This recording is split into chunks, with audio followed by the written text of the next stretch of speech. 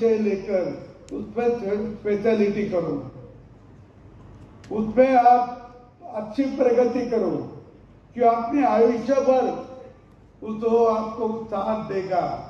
अभी आप देखे होंगे, मैं उस बात का आपको नहीं बोलता, तो हमारे यहाँ जो राष्ट्रीय मंच है, जो राष्ट्रीय प्रदान करते हैं, जैसे हमारे पद्मश्री होती है, पद्म भूषण होता है, तो हम कभी कभी देखते हैं हमारे महाराष्ट्र की एक खेती करने वाली महिला, उसको भी पद्मश्री मिला। क्यों मिला? वो तो खेती करती, लेकिन उन्होंने अपने पुराने सब फसल के जो बीज है, वो बीज के साठा किया, और वो बीज अभी भी उनके पास पे है। जो जो हमारे इस पे पुराने सब्जी के हो, अनाज के हो, तो ये सब बीज है, तो वो हर साल लगाती और वो हर साल उसके बीज भी बेचती। उन्होंने एक ही मन में रखा कि हमारा पुराना जो सब्जी का बीज हो, अनाज का बीज हो, वो सभी की सभी हमारे काश्तकार लगाए और अपने को खाने को भी लोग दे। तो इसीलिए उन्होंने ये बहुत सालों से करती थी, ध्यान में आ गया, उसको भी पद्मश्री मिली। इसीलिए ऐसे कोई एखादा विषय लेकर आप भी आपका नाम कमा सकते हैं, आप भी आपका नाम कमा सकते हैं, कोई अड़चन तो नहीं है। मैंने और एक पद्मश्री की फोटो देखा था, वो शायद आंध्र या उधर की एक महिला थी, उनके आंख में तो ब्लाउज भी नहीं था और बहुत बुढ़ी हो गई थी, तो उनको काय के लिए मिला? तो उन्हें 1 लाख से ऊपर पौधे लगाए उन्होंने, और वो पौधे से उनके बहुत बहुत बड़े बड़े पेड़ भी हो गए। अनेक सालों से वो करती थी, उसको ये नहीं मालूम था कि मुझे एक काम के लिए कभी पद्मश्री मिलेगा, कभी मुझे सम्मान होगा, कभी मेरा आदर से लोग लेंगे, ये उनके मन में नहीं था। उनके मन में यही था कि मैं हर साल पौधे लगाऊं, हर साल पौधे लगाऊं। आप भी कर सकते हैं, आप भी कर सकते हैं। मैं आपसे रिक्वेस्ट करता हूं, प्रार्थना करता हूं कि आपके विश्वविद्यालय में बहुत सी जगह है, जो नया विद्यार्थी आएगा उसको बोलो एक पौधा लगाओ, उसको बोलो एक पौधा लगाओ, और जो दूसरे वर्ष में होगा आएगा तो उसको भी बोला एक पौधा और भी लगा।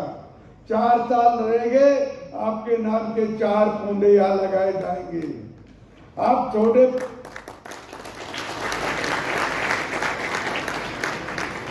आप पहले साल जो लगाएंगे उसके साथ आपका फोटो रहेगा, पौधा छोटा दिखेगा, पर आप जब विश्वविद्यालय की पदवी धारण करेंगे और जब वो पेड़ के साथ आप फोटो निकालेंगे तो वो पेड़ भी आपने समान आएगा, आपने साथ आएगा, और आपको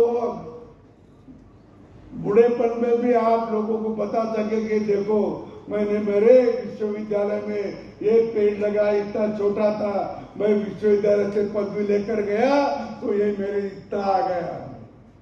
और मैं सभी छात्रा को भी विनती करता हूँ कि आप भी लगाए एक एक पौधा, माता के नाम पे लगाओ, पिता के नाम पे लगाओ। और आपने पौधा लगाया और कई बार पर फिर विश्वविद्यालय में आई 10-15 साल के बाद, तो आपको ये भी दिखेगा, अरे तुम्हारा मेरा तो पौधा भी है, मेरे ससुराल का भी पौधा और मेरे सासू माँ का भी पौधा दिखा है।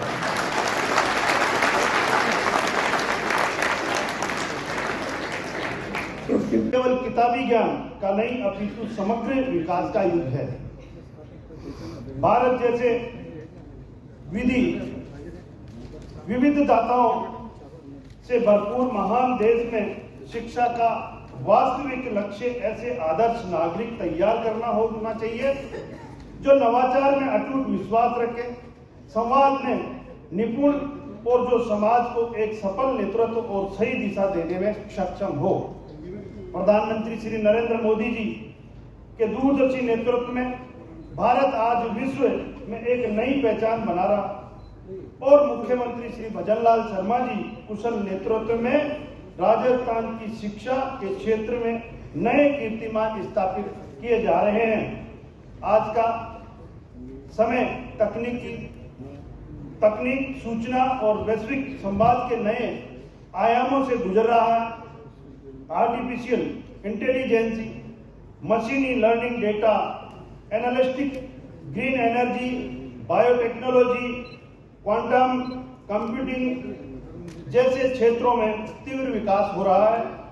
ऐसे में भारत को भी एक ज्ञान आधारित अर्थव्यवस्था में परिवर्तन करने की आवश्यकता है और मुझे गर्व है कि इस महान परिवर्तन के वाहक आप जैसे प्रभावशाली युवा ही बनेंगे।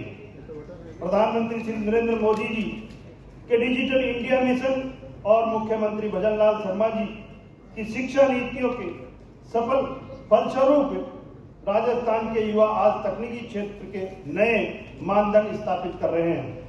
युवा शक्ति ही किसी राष्ट्र की सबसे बड़ी संपदा होती है। आज जो डिग्री आपके हाथ में है वह प्रतीकात्मक रूप से मात्र एक कागज का टुकड़ा नहीं है, अपितु उस अटूट विश्वास का प्रमाण है जो समाज ने आप पर विश्वास किया है। यह विश्वास यह है कि आप परिवर्तन ला सकते हैं, नवाचार कर सकते हैं और नए भारत के निर्माण में सहभागी बन सकते हैं।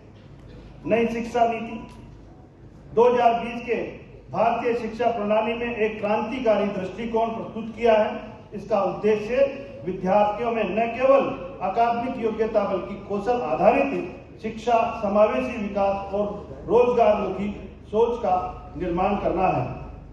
मल्टी डिसिप्लिनरी शिक्षा, स्किल डेवलपमेंट, मातृभाषा में शिक्षा और रिसर्च को बढ़ावा देने की दिशा में यह नीति एक क्रांतिकारी कदम है। प्रधानमंत्री जी मोदी जी की दूरदर्शिता और मुख्यमंत्री श्री भजनलाल शर्मा जी के कुशल नेतृत्व के कारण राजस्थान में यह नीति सफलतापूर्वक लागू हो रही है। एमबीएम विश्वविद्यालय ने विशेष योग्य विद्यार्थियों के प्रशिक्षक तैयार करने के हेतु भारतीय पुनर्वास परिषद नई दिल्ली से मान्यता प्राप्त advance diploma in child guidance and counselling प्रारंभ कर मल्टी डिसिप्लिनरी शिक्षा की ओर महत्वपूर्ण कदम बढ़ाए। यह अत्यंत ही हर्ष का विषय है कि इस विश्वविद्यालय में चल रहा centre of excellence for non